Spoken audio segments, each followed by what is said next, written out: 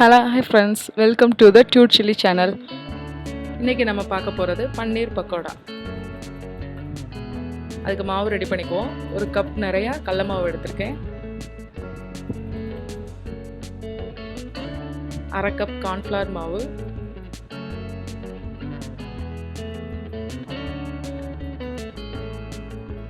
அதில் உங்களுக்கு தேவையான அளவு உப்பு சேர்த்துக்கோங்க. 2 டேபிள் ஸ்பூன் இஞ்சி பூண்டு விழுது எடுத்துக்கோங்க. 1 டேபிள் ஸ்பூன் காஷ்மீரி மிளகாய்த்தூள், 1 டேபிள் ஸ்பூன் மிளகாய்த்தூள் சேர்த்துக்கோங்க. 1/4 டீஸ்பூன் மஞ்சள்தூள் சேர்க்குறேன்.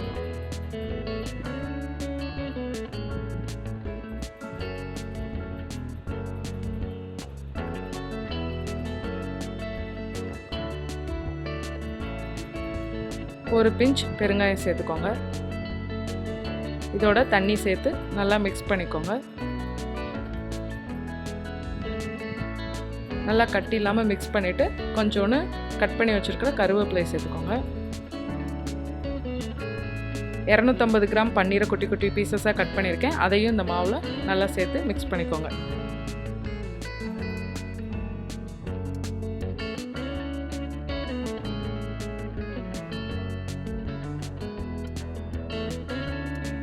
நல்லா மிக்ஸ் பண்ணிவிட்டு 15லேருந்து 30 மினிட்ஸ் வரை ஊறட்டும்.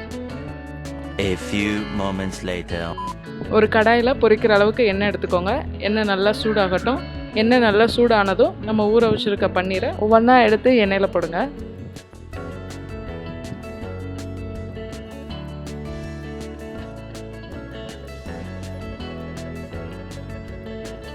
பன்னீர் நல்லா வேகட்டும்.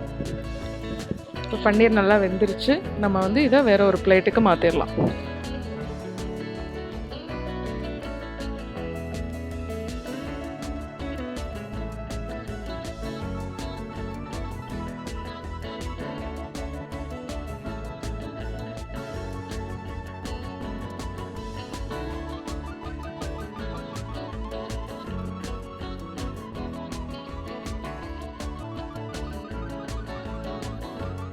அவ்வளோதான், சுட சுட பன்னீர் பக்கோடா ரெடி.